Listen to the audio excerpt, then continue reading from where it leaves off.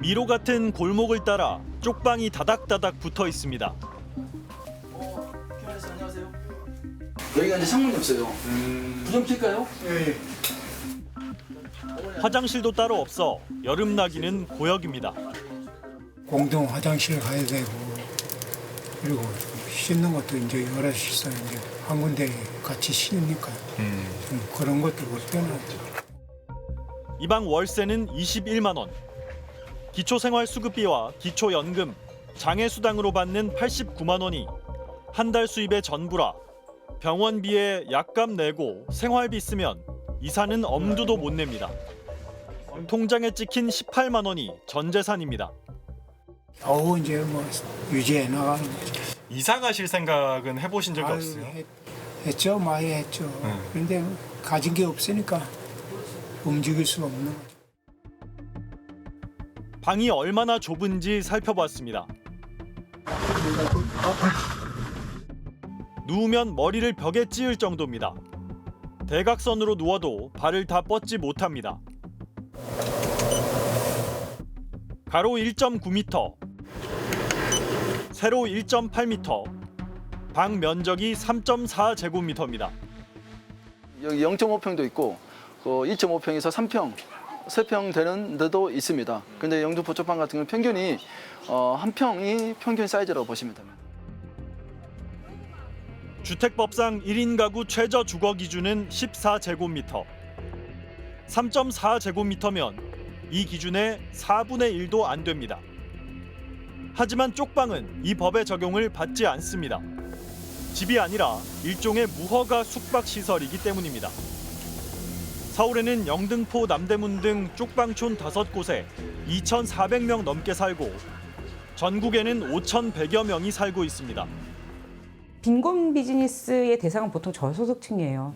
이 돈 내고 돈이 많으면 그런 집에 안 살죠. 근데 어쩔 수 없이 사는 분들에게 집을 너무 좁게 한다든가 아니면 사람이 살기에 적합하지 않은 집인데 지하 같은 공간을 새로 한다든가. 집이 아닌데 사람이 가장 많이 사는 곳은 바로 고시원입니다. 노래방이나 PC방 같은 다중이용업소 안전관리 적용을 받습니다. 사람 한 명 겨우 누울 만한 방, 해질 때만 빛이 들어오는 작은 창문. 46살 오세현 씨는 20년 넘게 고시원을 전전하고 있습니다. 사기를 당해 억대 빚을 진 뒤 공사장 막노동, 음식점 아르바이트 등 온갖 일을 다 했는데 한쪽 다리가 괴사해가면서 기초생활수급자 처지가 됐습니다. 기초생활수급자분들이 많으시고요. 왜냐하면 그 주거 지원이라는 이런 걸 또 받아야 되니까요. 또 요즘은 이제 배달일 업종 하시는 분들 많이 계시고. 5년 전 7명이 숨지고 11명이 다친 서울 종로구 9.1고시원 화재. 창문이 있는 월세 32만 원짜리 방에 살던 사람은 탈출했고 사방이 벽인 28만 원 방에 살던 사람은 숨졌습니다.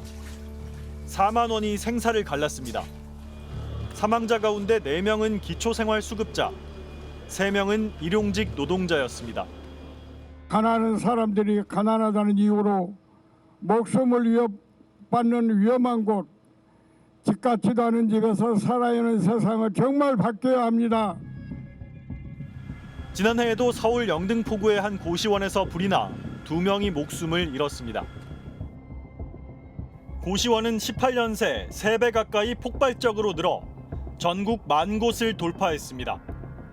서울시는 건축 조례를 바꿨습니다. 지난해 7월부턴 새로 고시원을 짓거나 증축하려면 방 면적을 7제곱미터 이상으로 하고 창문을 설치하도록 했습니다. 방의 크기와 어떤 창문에 대한 기준만으로는 인간다운 삶을 보장할 수가 없죠. 그래서 이제 예를 들면 부엌을 몇 명이 이용을 한다든지, 그다음에 이제 성별로 층을 어떻게 분리해야 된다든지, 세탁장을 어떻게 한다든지, 그리고 주요 이제 안전 설비라든지 비난 설비 이런 것들에 대한 종합적인 기준이 있어야 됩니다.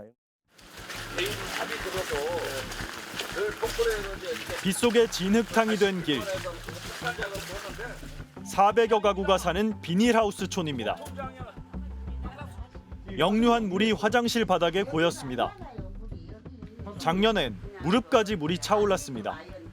여기서 물을 퍼도 쪄가 넘으니까 못 오고 이 물을 퍼다가 저 밖에다 버릴 때 어쩌겠어. 다리는 아프고 미쳐불제 죽지 못해 살지 참말로. 친척 보증을 잘못 섰다가 아파트를 잃은 이 70대 여성은 9년째 비닐하우스에서 살고 있습니다. 견디지 못할 정도로 더워. 여름에 뭐. 와 더워 못 살아. 겨울에는 또 어때요? 겨울에는 추워. 펄펄펄 떨어. 고시원이나 쪽방, 비닐하우스 모두 주택법상 집이 아닙니다. 집이라고 부를 수 없는 열악한 환경에 사는 가구는 2005년 5만 7천여 가구에서 2020년엔 46만 2천여 가구까지 8배로 늘었습니다. 같은 기간 반지하는 절반 가까이 줄었습니다. 반지하 가구가 줄어든 것보다 고시원이나 쪽방, 비닐하우스에 사는 가구가 더 많이 늘었습니다. 결국은 주택에 못 가기 때문에 주택 이외로 오는 거죠. 주택은 규제 영역이죠. 그리고 사실 그나마 적정 주거 기준이라는 것을 보호받고 있는 영역인데 주택 이외에 거처라는 건 사실은 이게 자녀 부분이잖아요. 결국은 주택에서 내가 경쟁이 안 되는 거예요.